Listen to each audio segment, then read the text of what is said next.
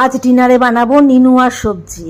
এটাকে ইংলিশে sponge guard বলে, হিন্দিতে নিনুয়া, আর বাংলাতে ধুন্দুল, গুজরাটিতে গলকা, আর দিল্লিতে বলতে শুনেছি তরুই।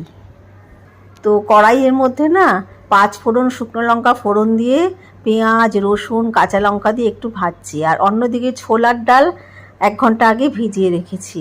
তো এই পেঁয়াজ লঙ্কাগুলো হালকা ভাজা হলে এর মধ্যে আমি ছোলার ডালটা দিয়ে দেবো। ছোলার ডালটা দিয়ে নিয়ে একটুখানি ভালো করে ভাজবো নুন আর হলুদ দিয়ে।